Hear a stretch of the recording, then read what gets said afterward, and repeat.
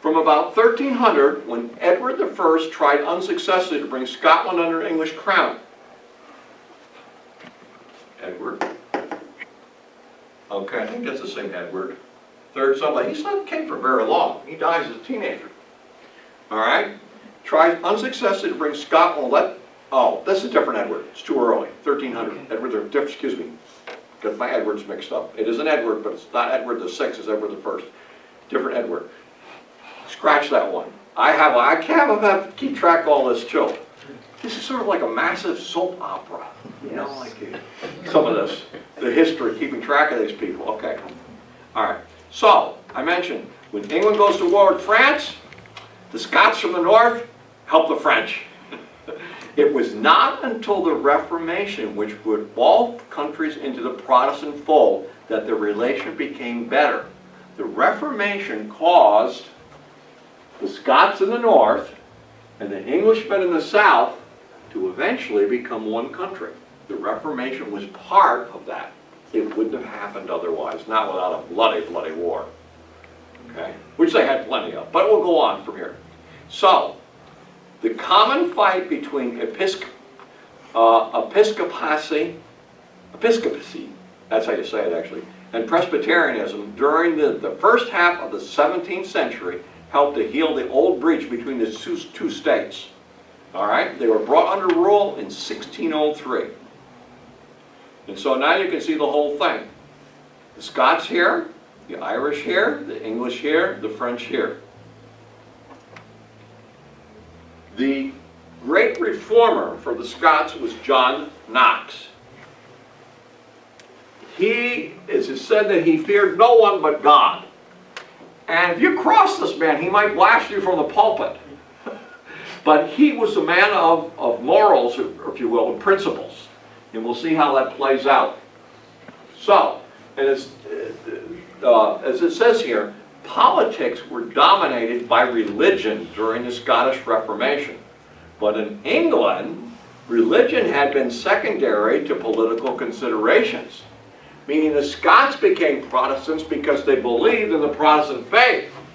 The English actually became Protestants because Henry said so. Those are very different reasons. All right? You know, the Reformation in Scotland was a grassroots thing going out.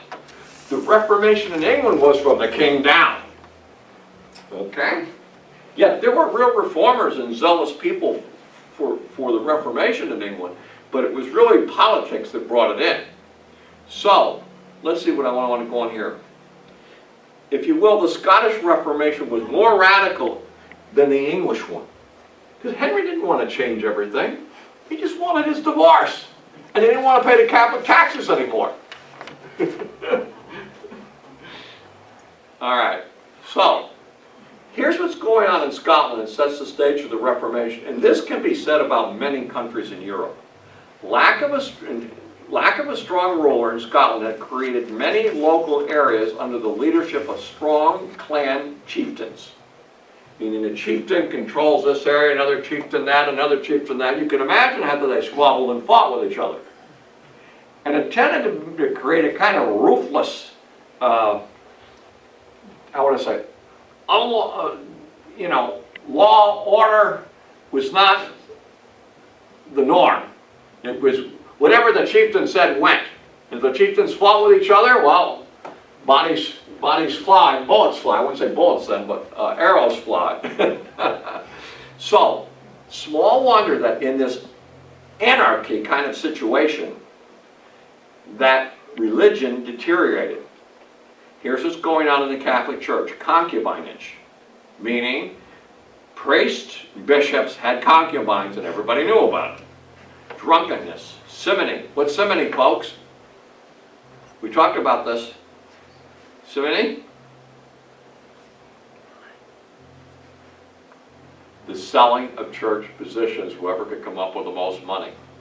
All right, so they were buying and selling church positions.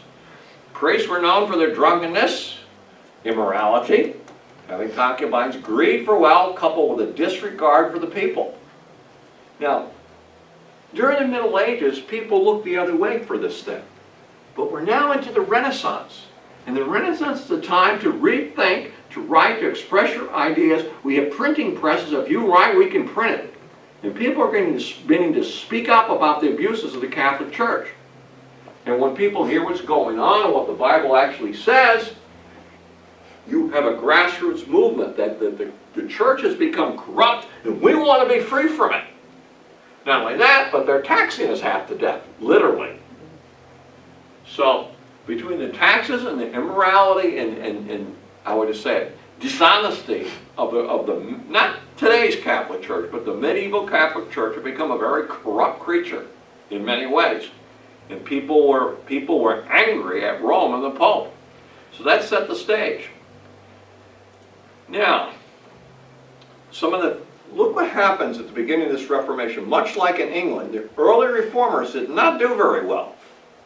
The names, I don't know these fellows that well. Their first Reformed teacher, he was a Lutheran teacher, Patrick Hamilton. He is burned at the stake. Actually, he went as far as saying the Pope was the Antichrist, and that got him burned at the stake. Then a man named George Wishart, who began teaching Protestant doctrine and burned for his faith in 1546. Now, this is much, you look at this. Luther starts the Reformation officially in 1517. We have a guy burned at the stake first in 1528, and also another one burned at the stake in 1546. So their ideas, reading the Bible in your own language, faith in Christ saves us, not the sacraments of the Roman Catholic Church. They were not well received initially. People died for this thing, but they did. Now, their leader, who's not going to be burned at the stake, is going to be John Knox. Second thing here, Tyndale's New Testament, brought to Scotland by Scottish merchants, also had an effect in promoting Protestant ideas. Remember Tyndale, who got burned at the stake? Or got strangled and burned? Tyndale was smuggling Bibles into England. Some of those Bibles got smuggled into the north of the island, into Scotland. And people reading the Bible could begin to see the abuses of the Catholic Church. They read it for themselves. So, Tyndale here is having an effect not just on England, but he's having an effect on Scotland. This is a picture of Tyndale's Bible. That's what it actually looked like. They still have copies of it. That's what he was smuggling. That's a page of what he was smuggling into England. All right, now back to politics, folks. Is that the actual picture? The Scots also were alienated from the royal family when Mary Stuart, that's their queen, was sent to France for her education. She married an heir to the French throne. She's still probably a princess at that point. Scots were worried that the Scottish queen marrying a French prince, that they were going to be controlled by the king of France. So they didn't join the French against the English because they loved the French. They didn't want the English to dominate them. They didn't want the French to dominate them either. The Scots seemed to be a very independent-minded people. They were also antagonized by the lax morality of Frenchmen in Scotland. So, failure of the Roman Church and the spread of the theology of the Reformation created an atmosphere favorable for the Reformation. They said, we don't want to be controlled by the French. We don't want to be controlled by the Roman Church. We don't want to be controlled by the English. And the Reformer says, we have an idea. This is what's going on. Now, here's Mary. Now, I said John Knox is a fiery preacher. This is a quote from him. Look at it, folks. Give me Scotland, else I die. Okay, this is a fiery kind of guy. And he could have got himself killed for it, too. So, we'll look at him a little bit. John Knox. Courageous, sometimes harsh man who feared no one except God. He says he educated in St. Andrews, ordained as a priest in 1536. He's a Catholic priest before this Reformation gets hold of him. He becomes a follower of Wishart and preached to Protestant soldiers in the garrison of St. Andrews until the French captured him. So he's preaching to Protestant troops and gets taken prisoner in France. And I'm going to read the whole thing here. Now, this is the Edward we're talking about. Edward VI of England. This is Edward as a teenager. Now, probably as a teenager, his advisors were making more decisions than Edward was making. But he was the king. This is Edward VI now, before he dies.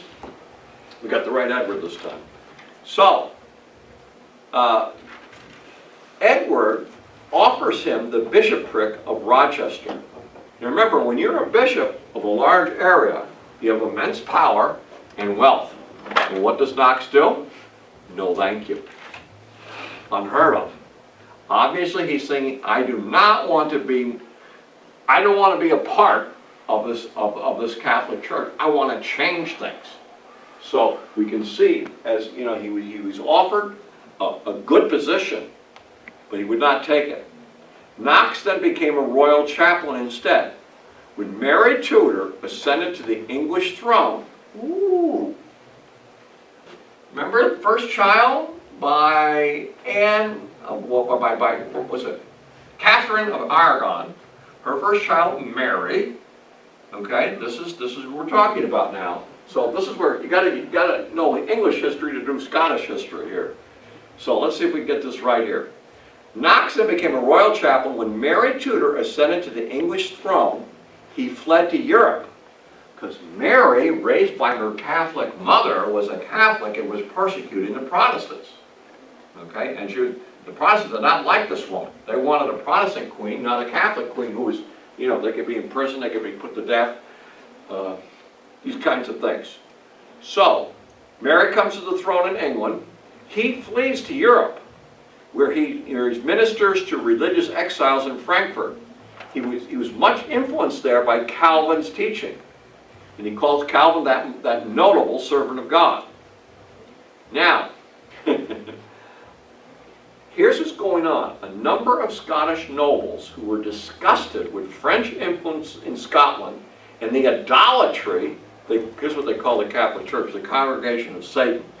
I mean, these reformers could get a little outrageous. You know, they call the Pope sometimes the Antichrist. Well, now John says there are many Antichrists in the world right now, but they're calling him the Antichrist. Their eschatology is way off. They're going a little overboard here. But this is what they were doing. So, they meet, these, how would I say it? Scottish nobles, they meet in Edinburgh in December 1557. These lords made a covenant to use their lives and possessions to establish the Word of God in Scotland. Meaning, these Scottish nobles said, we need a change. We want to go back to the Bible. They embraced Protestant ideas. And they said, we're going to give our lives to this cause. So the noblemen in Scotland have become reformers. But their queen is not. All right? So this is the dynamics of the thing. So the lords made a covenant to use their lives and possessions to establish the Word of God in Scotland. At this junction, Knox in 1559 returns to Scotland as a fiery prophet of the Calvinistic thought. Because the Queen understood that these nobles all over Scotland were for the Reformation, she wasn't quite ready to go take John Knox's head off and get herself in more trouble with the nobility. So this gave him, not that it wasn't dangerous, but this gave him an opportunity to preach and some protection because the nobles were on his side. So if you will, it's the nobles and Knox against the Queen. So, when Mary Stuart and her husband become rulers of France, French soldiers were brought to Scotland. Folks, how are they going to receive that? Thumbs up or thumbs down? Yes. They're, I don't want to be taken over by the French. Okay, so they were angry with her for this. So, the Scots then, look what they do. They appeal to Elizabeth. Elizabeth? Queen of what, folks? England. Now, Catherine has died in England. Elizabeth is on the throne. She is a Protestant queen. And they appealed to Elizabeth, say, hey, you know, our queen, Mary, Queen of the Scots, and her French husband want to control us. Can you help us? And this is where it gets very interesting. Elizabeth, Queen Elizabeth of England, did not like Knox, and we're going to tell you why here. So, the new Queen of England, to aid her, they wanted help. Elizabeth, a skillful diplomat, hesitated to assist people in revolt against their sovereign ruler. Further, she disliked Knox because in 1558, he had published a tract against the Scottish lady regent in Mary Tudor entitled The First Blast of the Trumpet against the monstrous regiment of women. He was angry because they had these female rulers, and he blasted them in print. So, she is a queen, and this reformer in Scotland who wants her help has just blasted her. Now, this is where Queen Elizabeth showed some grace and patience. If you just follow her emotions, let them drop dead, let them fight, these people have it in for me. She was wise. She didn't do that. Okay? So, I'll read the rest of it. Knox is arguing, which he argued that it was contrary to nature, God and His Word, to have a woman ruler. By the way, there's no prohibition in the Bible about a woman ruler. A woman pastor? Yeah. You know, an elder or a bishop is supposed to be the husband of one wife. That's very hard for a woman to do. Okay? Now you think about that. But there is no prohibition in the scriptures about a woman being a ruler. Who was the woman ruler in the time of the judges, folks? Deborah? Deborah. Yeah. Okay? Yeah. So, anyways, we go from here. But this is what he said. However, because French troops in Scotland were a threat to English security, no, Elizabeth did not want French troops in the north of her island. She sent money and a fleet of battleships in 1560. This led to a treaty, and the agreement was this: we're going to have a token number of French troops, 120. Did the Scots feel threatened by 120 French soldiers? No. No, that was part of the agreement. To stay there, the French could not hold public office in Scotland, and that Francis II, Mary Stuart's husband, was not to engage in war against England. That was the treaty. This ended French control of Scotland and led the lords of the congregation, as the Scottish nobility, interest in reform, were called, free to promote the cause of religious reform. So, if you will, Elizabeth averted a war, a bloody war, because she helped the Protestants in Scotland, which is the north part of her island, and was wise to do so, even though their leader, Knox, had blasted her for being a woman ruler. Now, take a look at this picture carefully. Someone painted a picture of Knox preaching to the lords of Scotland. And you can see how they're dressed. This is not the common people he's preaching to. The Scottish Parliament meets in 1560, led by Knox, and they proceeded to the work of the Reformation. So, if you will, the noblemen wanted a move to Protestantism. They wanted to have the Bible in their own language. They wanted to divorce themselves from the Catholic Church. Knox preached it, and they got their way. If you will, this was done without bloodshed. Thanks in part to their help from who? Elizabeth, who Henry wanted to, he didn't want her to be queen, he didn't want Mary to be queen, he wanted Edward. Edward dies, and there's Elizabeth, and she's a chosen vessel. Bring about Protestant ideas in the Reformation. Well, it's interesting how that plays on one another. Now, I'm almost finished with this thing, folks. We've been gone for quite a while to get through this. All right. They talk about how they organized themselves. I will mention this one thing.